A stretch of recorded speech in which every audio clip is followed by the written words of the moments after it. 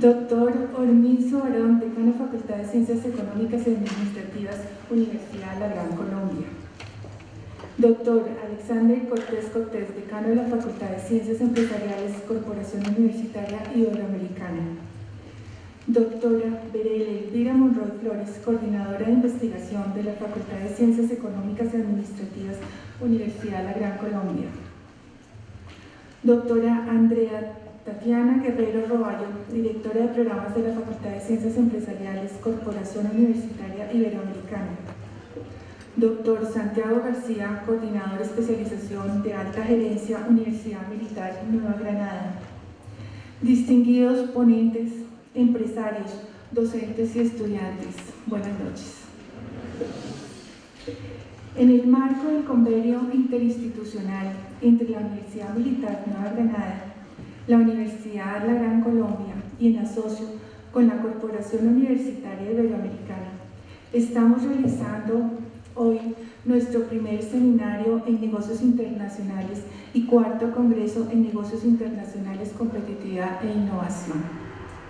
En estos temas de tan importante relevancia hoy en día para todo el sector, no solo empresarial, es inminente ser competitivos e innovadores también en educación. La Facultad de Estudios a Distancia de la Universidad Militar se encuentra en un momento de trascendencia histórica. Nos encontramos en proceso de transformación de toda nuestra planta física y tecnológica a la altura de las megauniversidades que ofrecen programas a distancia a nivel mundial, como las Open University de India, China, Japón, Rusia y otros países con avanzadas herramientas interactivas. En enero de 2015, la facultad estrenará un edificio específicamente diseñado para nuestra facultad, para la prestación del servicio de educación a distancia con los últimos avances en tecnología para tal fin. La inversión ha sido en promedio de unos 10.000 millones de pesos, contando con un laboratorio de hipermedia que tiene un costo adicional de 1.200 millones de pesos.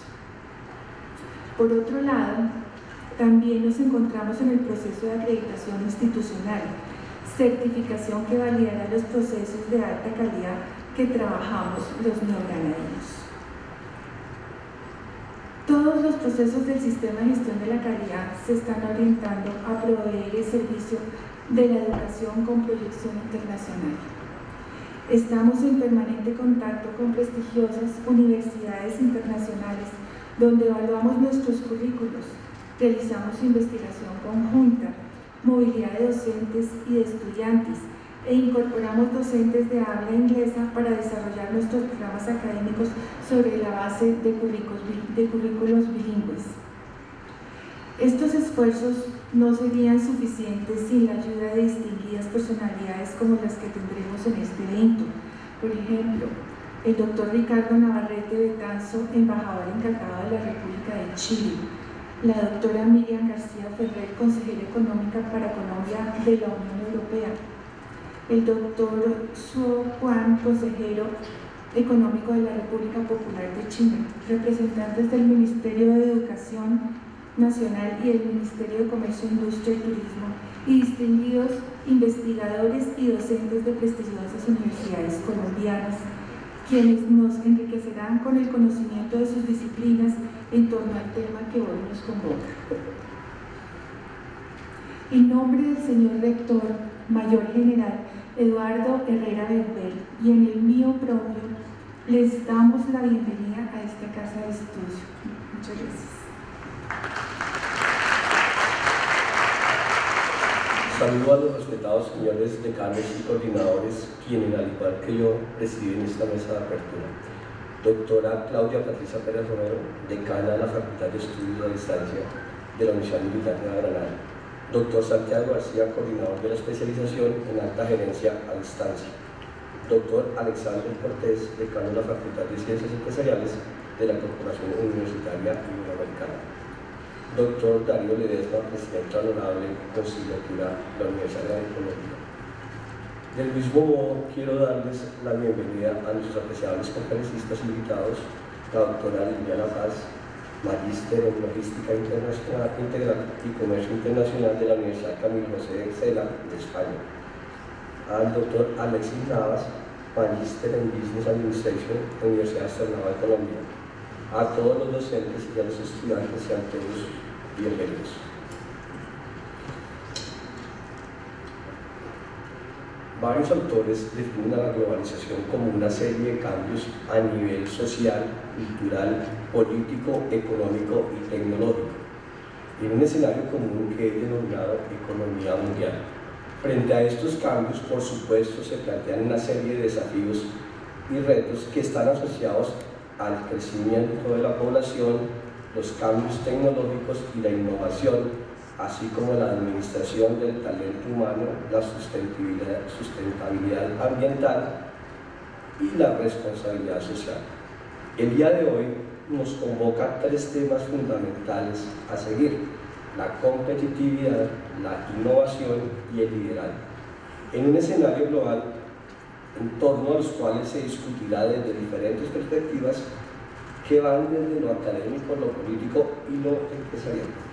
Así es entonces que, de acuerdo con Manpower, dice que como parte del proceso de globalización, el rápido desarrollo tecnológico y la transición demográfica que se está viviendo en todo el mundo, se han venido gestando cambios en distintos paradigmas que antes nos ayudaban a responder preguntas básicas acerca del funcionamiento de nuestras sociedades y economías. El motor del crecimiento de las naciones, de sus empresas y organizaciones, ha sido uno de los temas que se han cuestionado a raíz de estas grandes transformaciones. La capacidad de competir, crecer y desarrollarse en todo sentido en el proceso de globalización ya no depende solo de los factores de la producción, capital, trabajo y tierra, como se ha venido mencionando, sino que cada vez más es de la capacidad de innovación, la competitividad y el liderazgo que tienen las organizaciones humanas y que componen nuestras sociedades modernas. Por esto vemos cómo en todos los ámbitos de la vida social y económica están surgiendo a gran velocidad nuevas ofertas, propuestas, formas de identificar problemas y de plantear soluciones. La innovación, la competitividad y el liderazgo hoy en día se vislumbran como la posibilidad de pensar y o crear aquel producto, servicio, proceso o modelo de negocio nuevo que satisface necesidades presentes y que es valorada por el mercado o la sociedad como una mejora significativa. La innovación, la competitividad y el liderazgo se han convertido, por tanto, en el centro de la vida productiva porque incluyen en sí misma la búsqueda para la satisfacción de necesidades que para generar valor, la dinámica de la mejora aplicada y práctica, y que no se refleja solamente en las grandes invenciones que hacen historia, sino que también se verifica en la operación cotidiana de todas las organizaciones como aquel ingrediente que hace la diferencia. Solo me resta agradecerles a todos y todas sus participación y asistencia al primer Congreso de Negocios Internacionales denominado Competitividad, Innovación y Liderazgo, esperando que las jornadas sean muy provechosas y permitan generar en cada uno de los asistentes y de las asistentes diversas inquietudes en torno a cómo conseguir talentos innovadores de cara a una nueva cultura de negocios. Muchas gracias.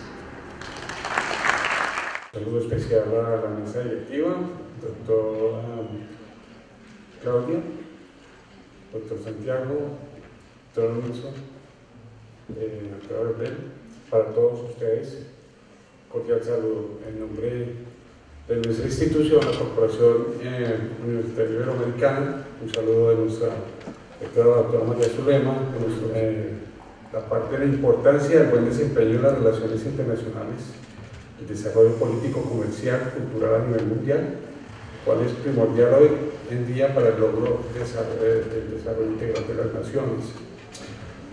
Como ustedes saben, estimados estudiantes, no hay una sola nación que pueda considerarse autosuficiente a sí misma y que no necesite del concurso de apoyo de los demás países.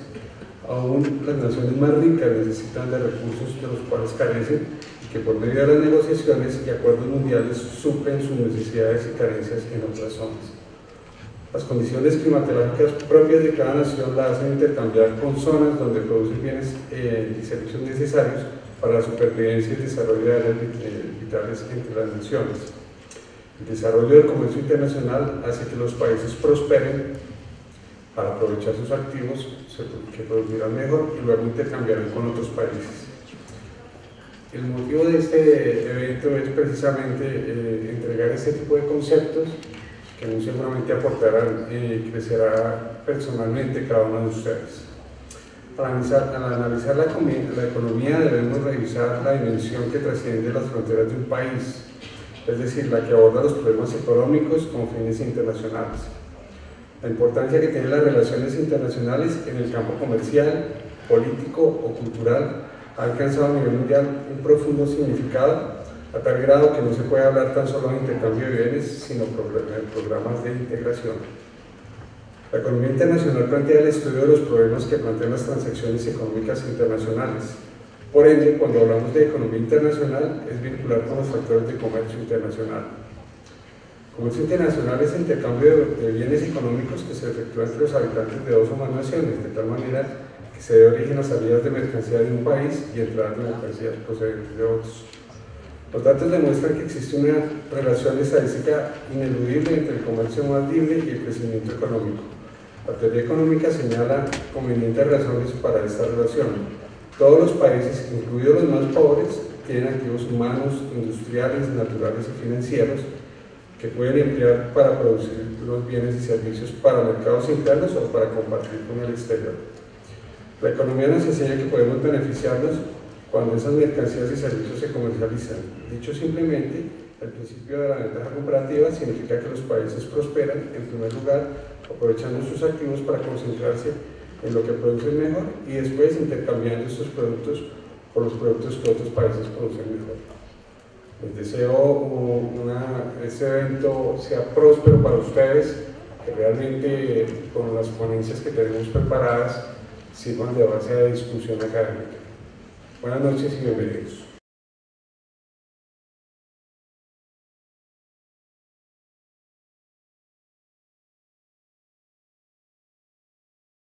En el transcurso de la exposición creo que también se van a dar cuenta que en esta investigación quise tener presente también todas las trabas burocráticas que se presentan para iniciativas innovadoras y también de competitividad, y también tener en cuenta a las minorías étnicas en el departamento de Nariño, que tienen que ver directamente con los indígenas o particularmente para este caso de Ipiales.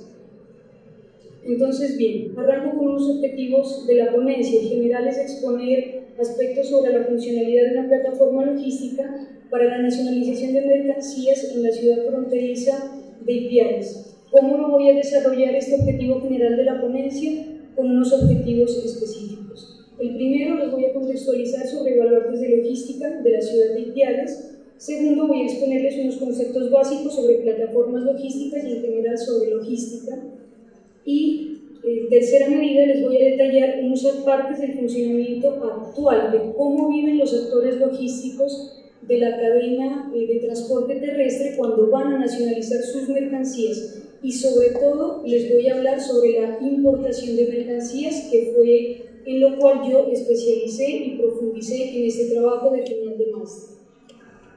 Bien. Vamos a hablar inicialmente unas ideas generales. Miren, como lo estábamos escuchando al inicio con las personas de la mesa de honor, de la mesa directiva, estábamos hablando sobre la globalización como un motor que mueve la economía de los países.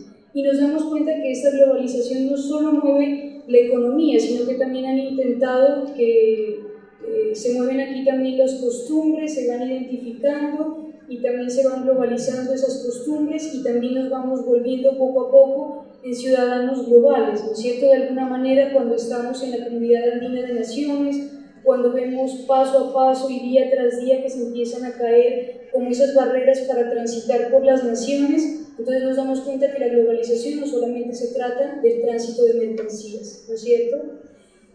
Esta globalización, más que todo en Colombia, se dio en los años 90 bajo la presidencia del doctor César Gaviria Trujillo, ¿no es cierto? Ustedes conocen y está muy acuñado el tema de la apertura económica, ¿no es cierto? Fue a raíz de esta apertura económica, pero lo hablábamos hasta hace un momento, que esta apertura económica viene dada no aquí precisamente en Latinoamérica, sino en la década de finales de 70, inicio de los 80, y tiene que ver con la primer ministra de Inglaterra, Margaret Thatcher, y con el expresidente Ronald Reagan de Estados Unidos, que fueron los que tuvieron estas ideas innovadoras a nivel de mercado, pero que sabemos que no son muy convenientes para otros temas como los de medio ambiente. Esta apertura económica se da inicialmente, y ya la miramos totalmente establecida con el doctor Gaviria Trujillo, pero sabemos también que el doctor Virgilio Barco fue el que dio la apertura, definitivamente fue el que dio los primeros pasos hacia esa apertura económica de Colombia, y también sabemos que no estábamos muy preparados para afrontar esta apertura económica, sobre todo al nivel de la logística. Esta apertura económica y esta globalización en general y la competitividad que nos trae este recinto tiene que ver con la movilización de las mercancías, ¿no es cierto? Pero no con cualquier movilización, sino con una movilización eficiente de las mercancías. Y en primera instancia, y de manera introductoria, quisiera decirles que uno de los cuellos de botella que encontré en Ipiales, que es la ciudad fronteriza, y tenemos, y lo explicaré más adelante, el Puente Internacional de Rumichaca, lo que nos quiere decir esta movilización eficiente de mercancías es que hay un cuello de botella, y los cuellos de botella principalmente se encuentran en las fronteras, ¿no es cierto?, en todo el proceso aduanero. Hago aquí una pregunta: ¿Colombia estaba preparada para la apertura económica? Pues la mayoría de los textos y de los investigadores colombianos y extranjeros nos dicen que no, que Colombia no estaba preparada a nivel logístico, y eso logístico no solamente tiene que ver con el transporte terrestre de mercancías, sino también con la parte aeronáutica, con los puertos, ¿no es cierto? En este punto quisiera contextualizarnos un poco la investigación, y tiene que ver con una frontera especial que tiene Colombia, y es en la ciudad de Ipiales. Esta ciudad de Ipiales yo se las voy a explicar como ciudad misma y como una ciudad que tiene unos baluartes logísticos, lo cual nos da a entender que Ipiales al menos ya tiene algo de preparación y algo de ganancia frente a otras fronteras como puede ser la de Cúcuta y el norte de Santander. Colombia tiene unas fronteras terrestres, son 5, las tenemos con Venezuela, con Brasil, con Perú, con Panamá y con Ecuador. La frontera con Ecuador a nivel terrestre la comprenden 586 kilómetros, es la segunda menor junto con Panamá de las otras 3 que les acabo de mencionar. Ipiales específicamente es uno de los municipios más importantes de Nariño, junto con Tumaco, con Pasto, que es la capital, y con los municipios de Túquerres y de La Unión. En Ipiales se ubica, después de 7 kilómetros del casco urbano, se ubica el Puente Internacional de Rumichaca, que es el que definitivamente nos da la frontera real entre Colombia y Ecuador.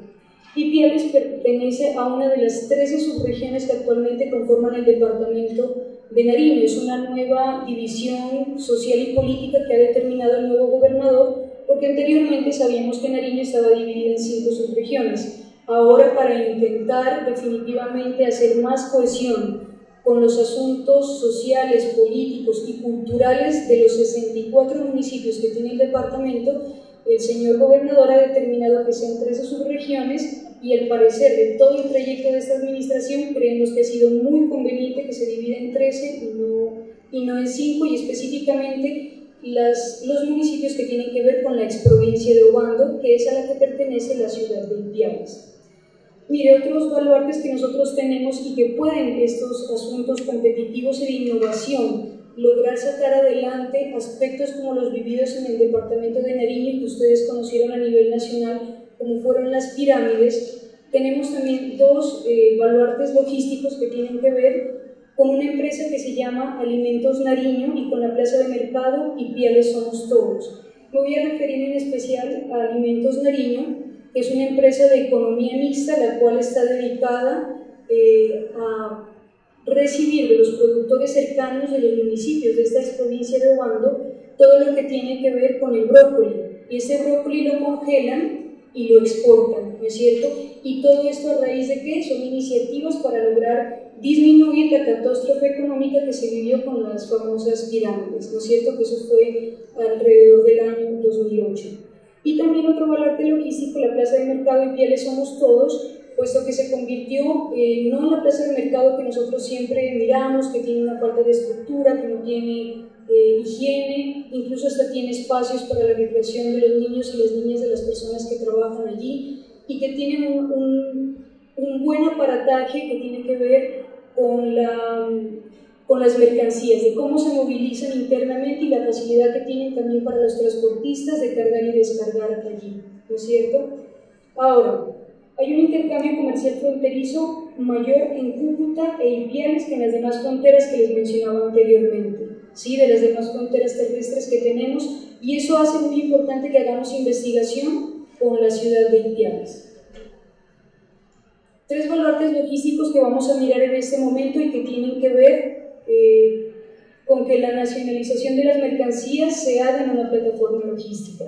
Primero, el puente internacional de Rumichaca. El puente internacional el año pasado, entre marzo y noviembre del año pasado, se amplió.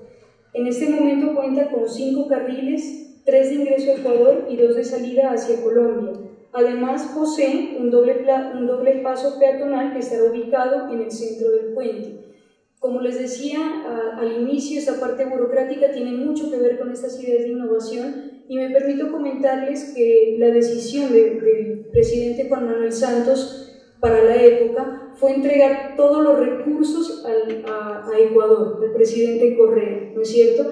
Y es increíble también saber que toda esta ampliación del puente anterior se haya hecho en apenas 8 meses, con jornadas de 24 horas, y que también estaba, pues, todo el personal era ecuatoriano.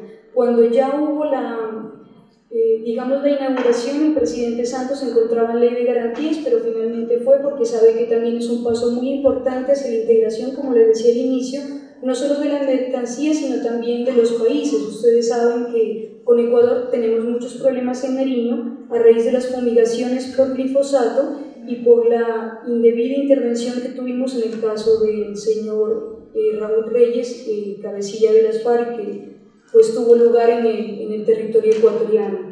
Entonces también decirles que este puente internacional de Rumichaca tiene unos baluartes muy importantes también a nivel histórico. Era el puente natural de piedras, es lo que significa en lengua quechua, y era el paso obligado para todos los indígenas de los países andinos. Ahora bien, un segundo baluarte es el Centro Nacional de Atención en Frontera, que son los famosos CENAF, que hasta el momento solamente existen en Cúcuta, en el norte de Santander, y lo tenemos en Nariño. Hasta el momento estos centros cumplen funciones de control y fiscalización del tránsito internacional de personas, vehículos y mercancías. Y allí voy a frenar un poco allí y comentarles algo. En estos CENAF no solamente se está trabajando únicamente con el tránsito de personas, sino que lamentablemente estamos mezclando muchas funciones, que es lo que posiblemente haga que estos CENAF no sean competitivos y sean un cuello de botella a nivel de la administración nacional, y que tienen que ver directamente con la DIAN, con la Dirección de Impuestos y Aduanas Nacionales. Y tiene que ver que en estos CENAF están también oficinas de la DIAN, del ICA y del INVIMA. Pero si nos damos cuenta, estas oficinas están allí para unos simples controles, unas simples estadísticas, y para una toma de decisiones que tienen que ver con que estas 3 oficinas que les menciono, INVIMA, ICA y la DIAN, también tienen oficinas a 7 kilómetros, como se los decía, en el casco urbano de Ipiales, y allí es donde realmente se hace la nacionalización de mercancías. Entonces esto para mí no es algo competitivo, es un doble trámite, es una pérdida de tiempo impresionante para los importadores, obviamente también para otros actores de la cadena logística, como son las sociedades de intermediación aduanera, a los que sí les conviene este tipo de manejo del sistema aduanero son a los depósitos habilitados. Finalmente, contamos también con un baluarte logístico al aeropuerto San Luis de Ipiales, que si bien no queda directamente en Ipiales, queda 9 kilómetros en el municipio de Aldana. Este aeropuerto cuenta con todas las facilidades a nivel territorial y no tiene problemas de clima. Por ejemplo, en Nariño tenemos 3 aeropuertos: la Florida, que queda a 4 kilómetros del casco urbano de Tumaco, el Antonio Nariño, que queda en el municipio de Chachagüí a 45 minutos y pareciera que es el ideal, pero lamentablemente el aeropuerto Antonio Nariño, de los 365 días del año, la mitad está cerrado, cancela vuelos. De hecho, en la avenida hacia acá nos iban a cancelar el vuelo, entonces es algo muy constante, algo que genera muchos inconvenientes para la competitividad y los precios internos de los productos. Este aeropuerto San Luis de Ipiales no tiene, de hecho, ninguno de los 3 aeropuertos en Nariño tiene unas, digamos, instalaciones que tengan que ver con transporte de carga, ¿no es cierto?, de mercancías, más que todo es de pasajeros. Pero bueno, finalmente se está esperando que este aeropuerto San Luis de Ipiales lo que haga es también, en la medida en que el Antonio Nariño siga presentando esos problemas de clima y quisiéramos abrirlo a la carga de mercancías, sería una buena opción.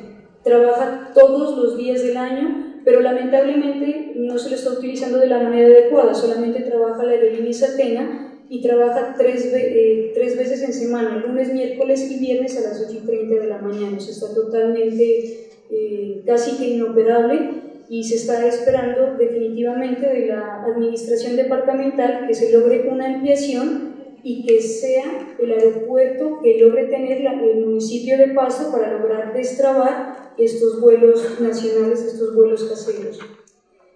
Miren, les voy a hablar en este momento de los centros binacionales de atención en frontera y les coloqué en la parte de arriba que están en proyección, porque en el momento en que yo inicié la investigación y esta idea competitiva de querer nacionalizar las mercancías en unas plataformas logísticas que sean de transporte terrestre, las personas me decían, mira, pero es que ya están los CEBAP, ¿no es cierto? Y yo les decía, mire, los CEBAP también van a cumplir con una doble función y no va a ser definitivamente que la nacionalización de mercancías sea de una manera eficiente. Estos centros binacionales de atención en frontera se diferencian de los CENAF, de los centros nacionales que hay en Cúcuta y en Nariño, y es que tienen una misión de agrupar a los 2 países que están en frontera. Me explico. Por ejemplo, estamos en el puente internacional de Rumichaca y tenemos un CEBAF, que es una instalación física que puede estar del lado colombiano, del lado ecuatoriano, y que allí se van a integrar los funcionarios de ambas naciones, pero finalmente van a cumplir con las mismas funciones del SENAV, que van a tener INVIMA, ICA, y van a tener a la DIAN, pero no van a hacer la nacionalización de mercancías. Entonces, en toda la investigación, en todo lo que se pudo recolectar de información con actores de la cadena logística terrestre, lo que se concluyó es que estos CEBAP podrían ser una alternativa a los CENAF, pero únicamente para pasajeros, para el tránsito de personas, de nacionales y de extranjeros, pero deberíamos pensar y retroceder un poco y pensar en la globalización que nos decía que era la especialización de las cosas, ¿no es cierto? Entonces, si estos centros se van a dar, que sean únicamente para el tránsito de nacionales y extranjeros, pero que no tenga que ver con la carga de mercancías. En este momento, el CEBAP a nivel de Ipiales cuenta con unos estudios técnicos, pero la misma población dice que les habían prometido, esto es a raíz de la Comunidad Andina de Naciones, les habían prometido que estos CEBAP se iban a construir hace 3 años, y de ahí que están en estos estudios técnicos y no ha finalizado los estudios técnicos. Y una cosa súper importante que me daban en las entrevistas, nunca contaron con la población de Ipiales, nunca fue consultada y mucho menos fueron consultados los intermediarios ni los actores de la cadena logística como para decir que sí había una viabilidad y sí iban a tener unos buenos frutos los CEBAP en Ipiales. Bueno, para hablar de la nacionalización de las mercancías necesariamente tenemos que hablar de 3 entidades del Estado que cumplen unas funciones aduaneras. La primera y creo que la más importante a nivel de los costos tiene que ver con la Dirección Nacional de Impuestos y Aduanas Nacionales, DIAN. Aquí les presento una foto, miren, este es el CENAF de Ipiales por el lado que ingresa hacia Colombia, ¿no es cierto? El CENAF es un edificio que tiene una carretera que entra, una que sale. Esta foto es la que entra, y en esa área mire que se configuran equipajes, personas, cargas, y hay toda una aglomeración de personas haciendo diferentes trámites que no permiten que sean eficientes. Para la DIAN, y con respecto al estudio, solamente me voy a permitir leer una función que tiene que ver específicamente con el proceso aduanero. La administración de los derechos de aduana y demás impuestos al comercio exterior comprende su recaudación, fiscalización, liquidación, discusión, cobro, sanción y todos los demás aspectos relacionados con el cumplimiento de las obligaciones aduaneras, que es lo que nos compete en este momento específico.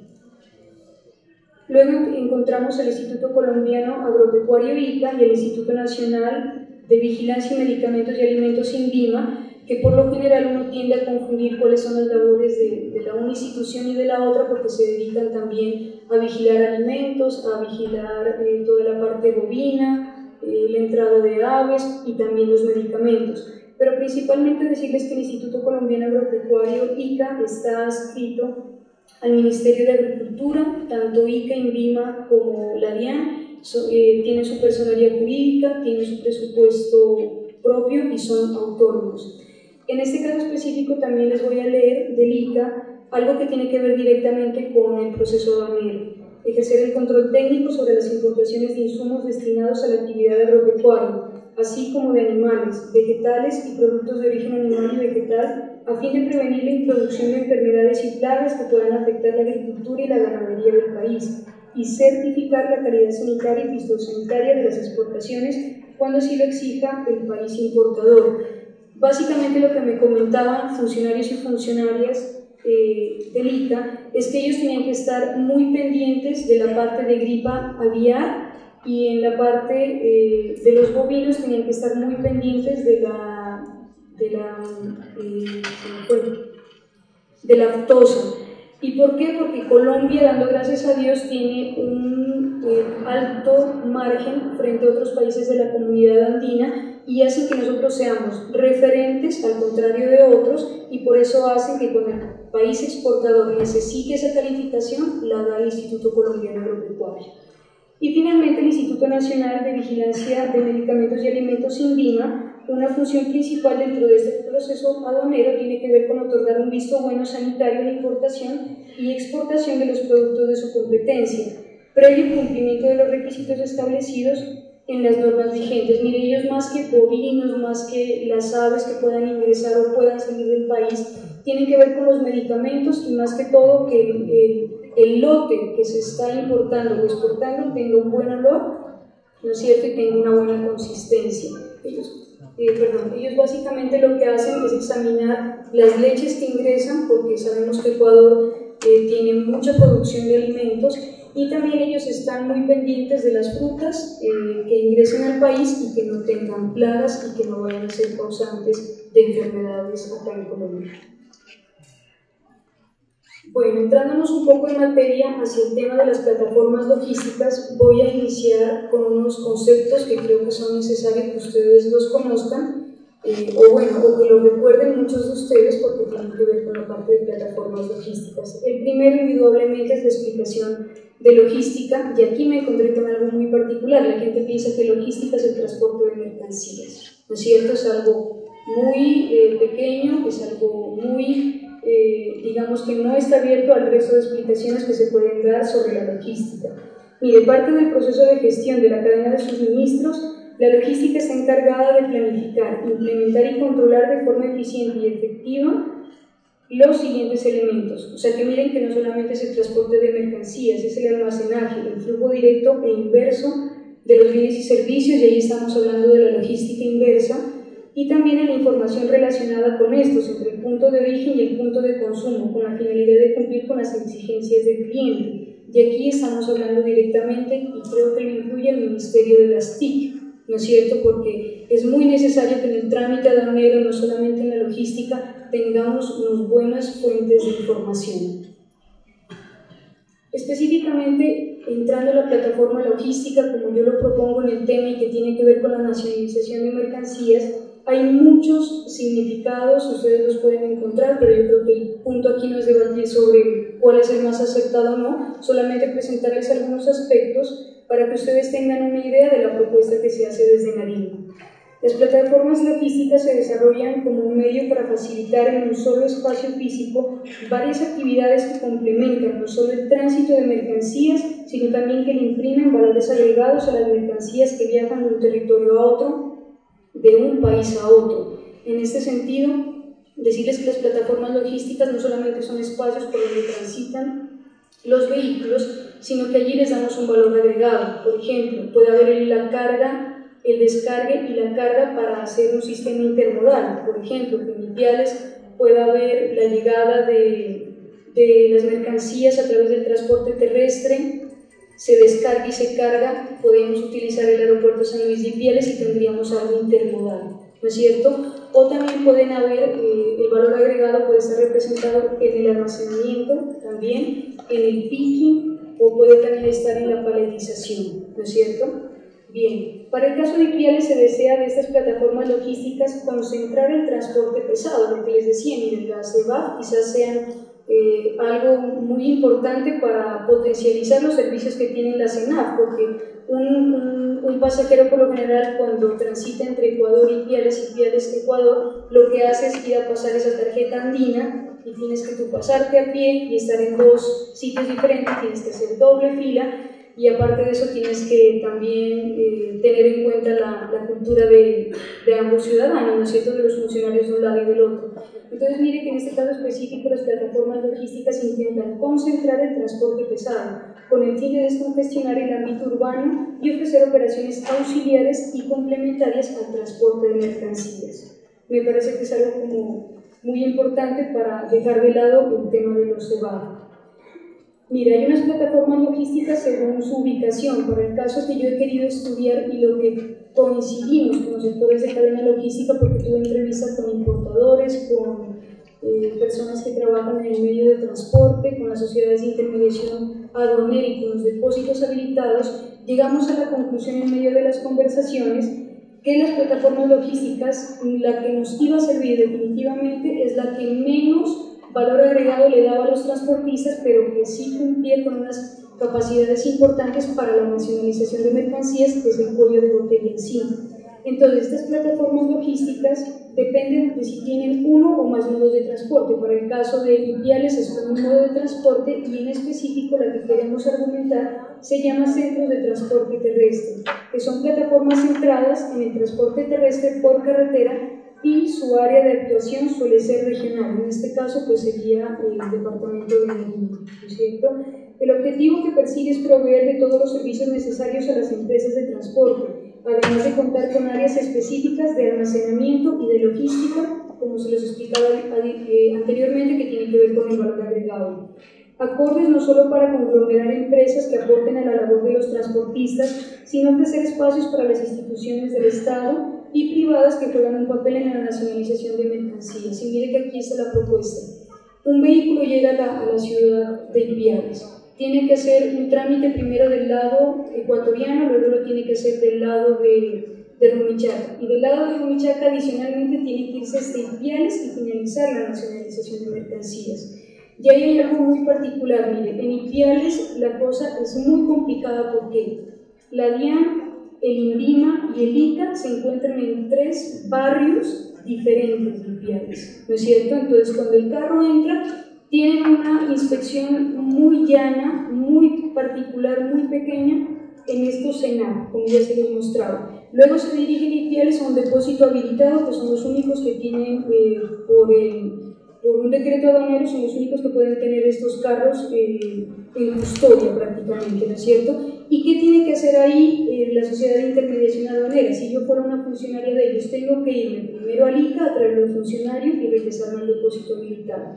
Luego tengo que ir a buscar al del INVIMA y luego tengo que ir a buscar al de la DIAN. Entonces créanme que eso no es competitivo, a veces duran esos carros en los depósitos habilitados 2 hasta 4 días, sabiendo que en la propuesta que les traigo de plataforma logística con nacionalización se pretende que el carro entre y se hagan todas las labores allí. Incluso la propuesta es escoger estos centros de transporte terrestre que tienen en menos cantidad de valor agregado, pero sí para la nacionalización, porque queremos que también hayan bancos, que la nacionalización de mercancías se dé por completo, porque finalmente ustedes saben que si se superan los $2.000, las sociedades de intermediación aduanera ya intervienen, hacen los registros, calculan aranceles y tienen que pagar. Entonces, miren, el transportista llega a Rumicharca, luego Ipiales, y en Ipiales incluso ellos mismos dicen que tienen que ir a traer a los funcionarios de las entidades, o incluso tienen que llamarlos y decirles, mira, ¿dónde estás haciendo en este momento la fiscalización? ¿Dónde estás haciendo la inspección? En tal depósito aduanero, los tienen que ir a traer. Y aparte de eso, cuando todo culmina, también sucede algo adicional, que los bancos no están allí, ¿no es cierto? Y aparte que los bancos no están allí, también se tiene una preocupación muy grande, y es que se intentó implantar el sistema 7/24, que tiene que ver con el trabajo 7 días, 24 horas, pero no se logró concretar. Ellos dicen que durante días sí funciona y durante días no. Y me regreso un poco a hablarles de las TIC, y tiene que ver directamente con el sistema Muisca de la DIAN y con los sistemas del INVIMA y del ICA, que no están funcionando correctamente y que tienen muchas caídas de información, por lo cual las personas, las sociedades de intermediación, no pueden colgar los datos a las plataformas logísticas.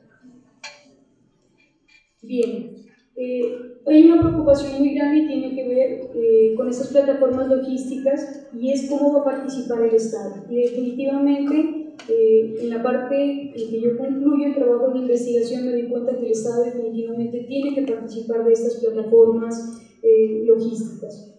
Y la CEPAL también lo dice, mire, para un desarrollo real e integral del sector es fundamental la participación activa del Estado, ya sea mediante una correcta regulación del sector, la coordinación de acciones de facilitación o su involucramiento en la gestión u operación de este tipo de infraestructuras. Y miren que es muy importante, ¿por qué? Porque es que hay la mayoría de organismos que tienen que ver con el control, pues son del Estado, ¿no es cierto? Solamente las sociedades de intermediación aduanera son privadas. De hecho hay muchos depósitos habilitados que son también públicos y que también son privados.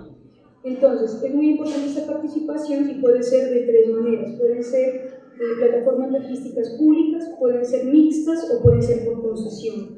Las públicas básicamente tienen que ver con que el terreno, la construcción y la operación es del Estado.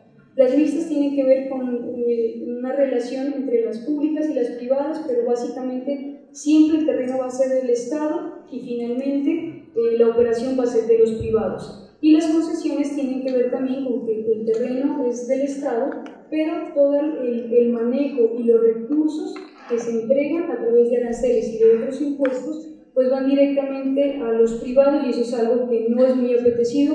Al menos en la ciudad de Ipiales no están de acuerdo con este tipo de concesiones, sobre todo por las concesiones viales que tienen y que no han dado buenos resultados a nivel de vías primarias y de vías secundarias. Bueno, pasamos ahora al transporte de mercancías en Colombia, para contextualizarnos un poco lo que opinan también los transportistas nacionales. Mire, es muy importante este tipo de iniciativas, porque el transporte terrestre de mercancías es el más utilizado para transportar las mercancías desde las fronteras y directamente hacia los sitios donde se van a consumir, donde se va a hacer el goce de los productos, ¿no es cierto? Y miren que esto casi está llegando al 80% de las mercancías que llegan al país. La carga terrestre en Colombia está permeada por varios factores que incluyen la modernización de la infraestructura vial, el manejo y cobro de fletes, el estado de las vías primarias, secundarias y terciarias, las políticas que sobre logística deciden emprender el gobierno nacional y los regionales, y también la normatividad vigente, porque mire que el año pasado la ministra Cecilia Álvarez, me parece que fue la de transporte, ella incluyó un proyecto de ley que tenía que ver con toda la parte de infraestructura y logística para el país. Ese proyecto de ley no tuvo el respaldo suficiente y tiene que ver directamente con que se cayó, y en esa caída, en la parte logística, que nosotros en el momento estamos entre 150 países que tienen una medición de índice logístico, estamos en el puesto 64. Como lo hablábamos hace un rato, tenemos a 100 por debajo, pero también sabemos que Colombia tiene muchos intereses en los tratados de libre comercio y no nos conviene estar en esa posición, pues que la verdad no es muy competitiva. Los transportistas nacionales, ¿qué nos dicen? Miren, las cifras nos dicen que el 76% de vehículos en el país le pertenecen a personas naturales, que solamente el 17% a empresas debidamente conformadas. Los transportistas nos dicen, nosotros necesitamos también garantía efectiva de no tener nuestros vehículos frenados y estar perdiendo recursos. ¿Por qué? Porque nosotros movemos 1 millón de toneladas al año de mercancías en la frontera y en la puerta a puerta cuando se hacen las entregas. Y tenemos 3 problemas muy grandes, y aquí es muy común que en Ipiales suceda lo siguiente, y es compararnos con la vecina república del Ecuador, ¿no es cierto? Y tiene que ver con el tema de fletes, de peajes y de combustibles. Los peajes en Ecuador, las personas que hemos viajado, ustedes saben que casi no hay, y cuando hay peajes son de $1. Y los combustibles cuestan más o menos una tercera parte que en Colombia y son de una pureza, de una alta pureza, son excepcionales, e incluso los transportistas dicen que les serviría mucho para la vida útil de sus vehículos.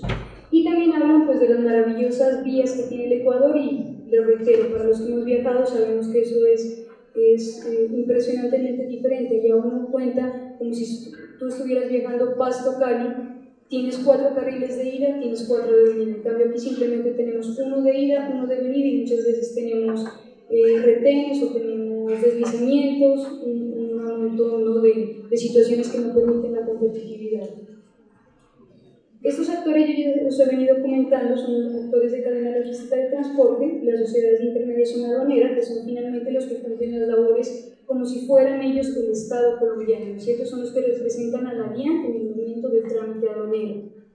Y también encontramos una posición de ellos frente al proyecto, y ellos temen algo, ellos temen quedarse sin trabajo, ¿no es cierto? Entonces, mire que yo les hablaba al inicio que iba también a exponerles todo un tema burocrático que se presentó y que se ha presentado a falta de voluntad política, pero también es una falta de garantías para las personas que ya viven desde hace muchísimos años de estos trabajos. Los primeros afectados serían la sociedad de intermediación aduanera, porque todo se haría en un mismo recinto, y obviamente los otros afectados serían los depósitos habilitados, porque ya no habría lugar a los depósitos habilitados, porque todo sería en la plataforma logística. Entonces ellos nos expresaban cuál era la solución para ellos. Por eso quieren que las plataformas logísticas sean en conjunto con el Estado colombiano, para que ellos no tengan que perder y se asocien con el Estado y puedan trabajar de la mano.